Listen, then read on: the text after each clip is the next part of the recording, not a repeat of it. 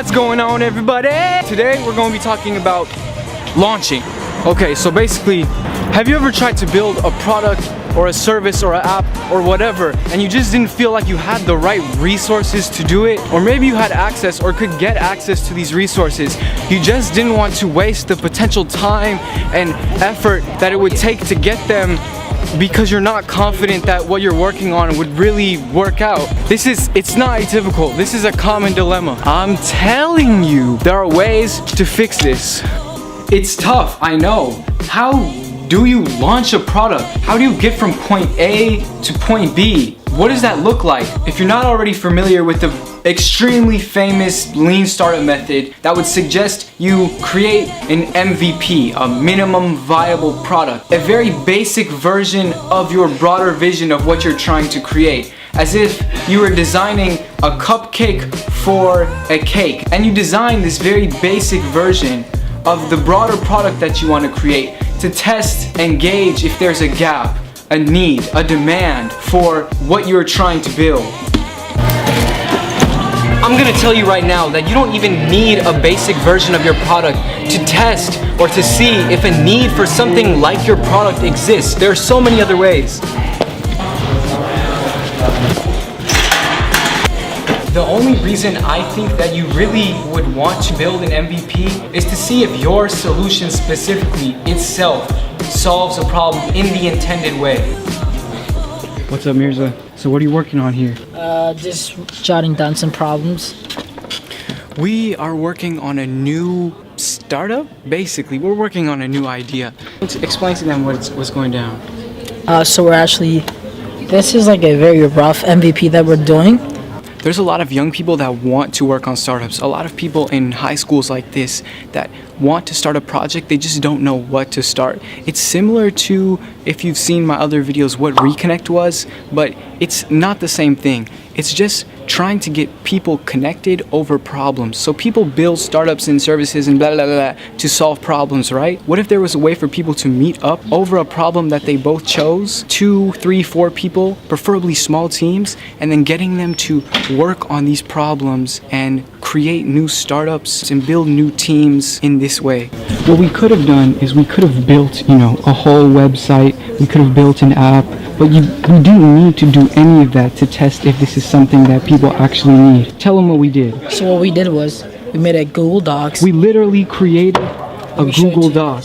It's as simple as this. All we did was create a Google Doc that let you post problems. Depending on where you live, you can post whatever kind of problems you're facing personally and your community, it doesn't matter. But just a way to express the challenges that you face or that you've noticed, and then people can show their mutual interest in a problem and decide if they want to meet up over it. Just a way to get young people working on things, starting to try and start things. Let's say you don't have a problem that you're facing right now, but you can hop on this document and see what other people are facing in your area, and then who knows, you might also subconsciously feel the same problem, and then you can work with this team, and then it'll just be a good networking.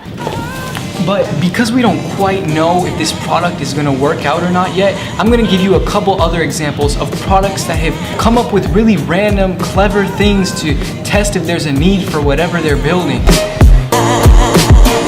So when I was working on Reconnect a while back, I had a mentor and his name was Chris Crittenden. And Chris C had built this startup called Gourmet, like a gourmet egg, which was basically a spice and seasoning brand. And when they were starting off, all they did to see if there was demand for something like this, they just created the labels, the design for the labels, and then they sent those out online and sent them to their friends to see if people were looking for some kind of spice with a quirky, classy brand. And people were. The demand skyrocketed, but they didn't even actually make any spice or seasoning. They didn't chef up anything. They just created these labels, and because people responded so positively to them, then they knew they were onto something, and that's when they had the confidence to start creating the actual spices and seasoning. But do you see what I mean?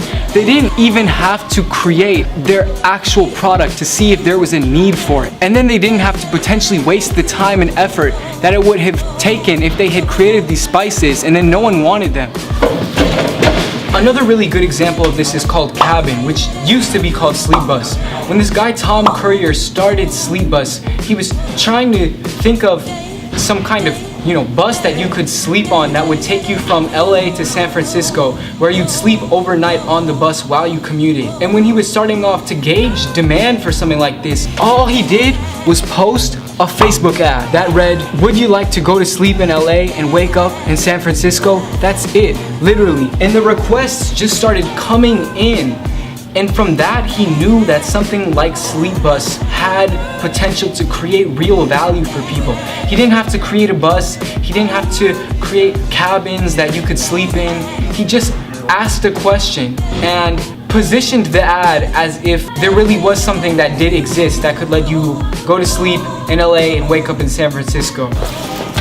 The point is, there's a lot of really scrappy things you can create to gauge demand for something without even creating a basic version of it. Sometimes, instead of thinking, oh, how do I get from point A, which is nothing, just your idea, your concept, to something fully created, you don't have to go the whole way overnight. You can literally just create something that's what a true minimum viable product is. It doesn't even have to really be your product. It's just something to tap into people's psyche and see if people are looking for something like which you plan to create. So think about it. With just a Google Doc we made, with just the fact that a spice company was started by selling labels basically, and by a travel bus was created just from a Facebook ad. If you are looking for literal resources, there's a ton of stuff you can go to. There's things like the link to the doc that we're working on. If you're a young person in Chicago looking to solve some kind of problem, you can hop on the doc and connect with other people who are also looking to work on things. If you're trying to program something and you don't know how to code, there's something called Bubble. It's coding but just with logic. Anybody can do it. It's learning to code without having to code. Really, guys, you don't need to overthink what you have to build to succeed. I hope you create some amazing stuff. Jawad, tell me, how do you get from an idea to something tangible? Well, first you have to make a model of your idea, Okay. and then it's tangible. Danny, what do you think? Find a team. Once you get different perspectives on your idea, you'll end up making something better. Oh, there you go.